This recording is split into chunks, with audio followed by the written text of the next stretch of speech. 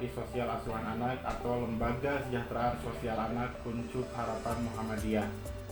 Panti Sosial Asuhan Anak berdiri pada tahun 1983, yang mana situasi pada saat itu banyak ditemukan anak-anak terlantar yang dia tidak mendapatkan haknya sebagai seorang anak, baik itu hak hidup, perlindungan, tumbuh kembang maupun partisipasi. Seiring berjalannya waktu, Panti Sosial Asuhan Anak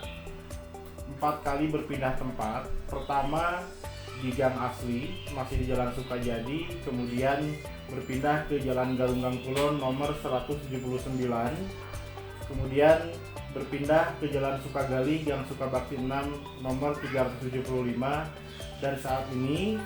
Panti Sosial Asuhan Anak Kuncup Harapan Muhammadiyah Sukajadi bertempat di 2 asrama, yaitu Asrama Putri di Jalan Galunggang Kulon nomor 179 dan untuk Asrama Putra di Jalan Mataram nomor 1 Kota Bandung. Saat ini jumlah anak-anak di LKSA Kuncup Harapan Muhammadiyah Sukajadi untuk anak yang berada di dalam panti berjumlah 35 orang dengan 18 anak-anak putri dan 17 anak-anak atau anak asuh putra. Mereka kenapa berada pada pengasuhan panti asuhan atau lembaga kesejahteraan sosial anak? Karena secara klaster mereka adalah anak-anak yang memang membutuhkan perlindungan pengasuhan di dalam lembaga kesejahteraan sosial anak atau panti asuhan. Mengingat masih banyak orang tua yang masih melakukan penelantaran kepada anak-anaknya, sehingga dibutuhkan sebuah lembaga yang memang dapat mengasuh anak-anak yang membutuhkan pengasuhan tersebut. Mekanisme yang dilakukan sebelum anak-anak atau sebelum anak asuh berada di lingkungan Lembaga Panti Asuhan Kuncup Harapan Muhammadiyah Sukajadi, yaitu dengan merujuk kepada dimulai dari asesmen, kemudian semua anak-anak mendapatkan rekomendasi dari Dinas Sosial Kabupaten atau Kota. Karena keberadaan kami di Kota Bandung, maka anak asuh yang berada di Panti Sosial Asuhan Anak Kuncup Harapan Muhammadiyah mendapatkan rekomendasi dari Dinas Sosial Kota Bandung. Adapun klaster dari mereka adalah anak-anak duafa, anak-anak yatim atau yatim piatu, sampai kepada anak-anak korban dari kekerasan, baik itu kekerasan secara fisik, kekerasan secara verbal, maupun kekerasan eksploitasi atau kekerasan seksual, sehingga mereka saat ini diasuh kemudian dibina di dalam lembaga ini supaya secara traumatis direhabilitasi dan mereka mendapatkan masa depan yang lebih cerah lagi. Pada tahun 2011, Kementerian Sosial Republik Indonesia mengeluarkan sebuah aturan tentang Permensos atau Peraturan Menteri Sosial Nomor 30 2011 tentang Standar Nasional Pengasuhan Anak, yang mana pengasuhan yang terbaik adalah untuk anak mereka yang tetap harus tinggal bersama keluarganya. Sehingga keberadaan anak-anak di Panti Sosial Asuhan Anak Kuncup Harapan ini, mereka tidak selamanya diasuh di sini. Akan tetapi ketika memang orang tuanya sudah bisa mengembalikan atau bisa mengasuh kembali mereka, orang tuanya secara ekonomi sudah mapan, kemudian anak bersedia untuk kembali ditempatkan di keluarganya, maka kami melakukan proses reunifikasi atau pengembalian anak asuh kepada orang tua dengan menerapkan sistem manajemen kasus, dimulai dari asesmen, dibuat laporan sosial, dilakukan family meeting, dilakukan case conference, sampai dengan anak itu merasa siap untuk ditempatkan kembali di dalam keluarganya masing-masing. Setelah anak-anak pulang kembali ke rumah masing-masing, maka mereka tetap dilakukan monitoring dan evaluasi sejauh mana orang tua bisa mengasuh, sejauh mana orang tua bisa mengayomi, dan sejauh mana orang tua dari anak-anak asuh yang dikembalikan tersebut bisa betul-betul memberikan hak-hak kepada anak secara utuh, memberikan hak kepada anak seyogianya yang mereka perlu dapatkan.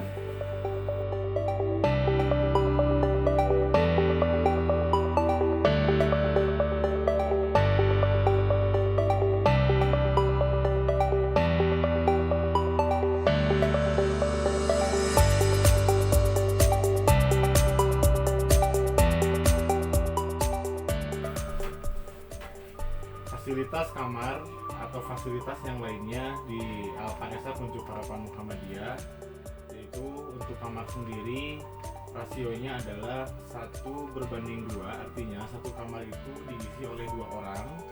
dan satu tempat tidur diisi oleh 1 orang. Kami mencoba menerapkan sesuai dengan standar yang diatur oleh pemerintah terkait dengan jumlah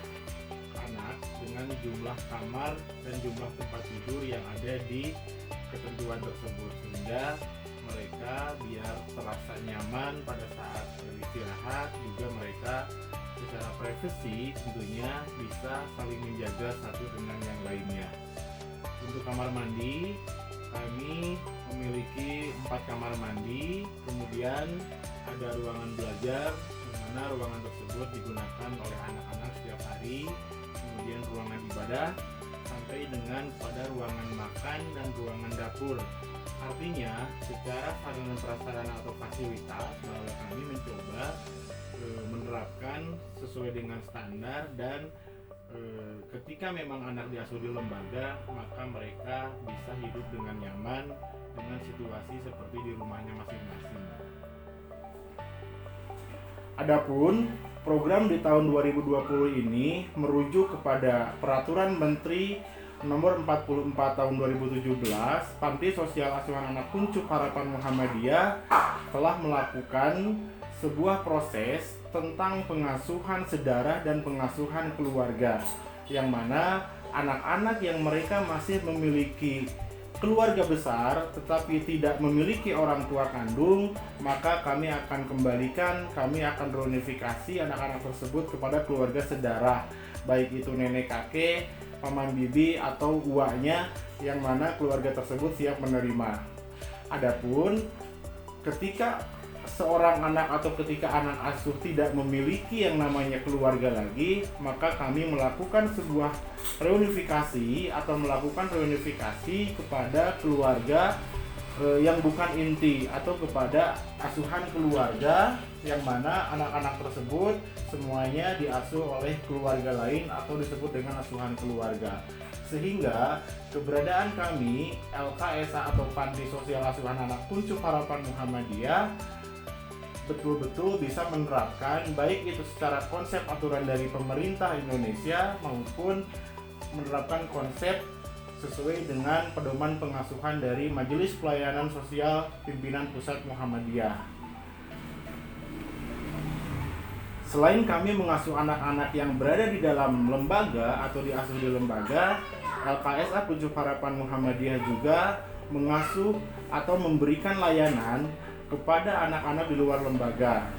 yang mana mereka orang tuanya berniat untuk memasukkan atau untuk anaknya diasuh di lembaga, akan tetapi secara konsep pengasuhan orang tua tidak ada masalah, sehingga anak-anak tersebut tidak kami asuh, melainkan kami memberikan layanan kepada mereka untuk tetap tinggal di keluarga, dan layanan yang diberikan adalah berupa pendidikan sampai dengan kegiatan pemberian modal usaha kepada mereka.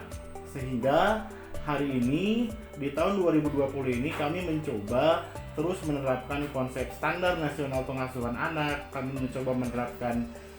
peraturan atau terkait dengan pengasuhan keluarga, dan mudah-mudahan ke depan lembaga kami bisa terus eksis dan bisa terus berkembang sehingga mampu memberikan manfaat baik itu kepada anak asuh yang di lembaga, anak asuh yang tinggal di keluarga, dan juga anak asuh yang lain yang memang mereka berada di masyarakat. Sehingga peran Muhammadiyah Sukajadi, peran panti asuhan, semuanya bisa diterima dan bisa bermanfaat bagi khalayak yang banyak.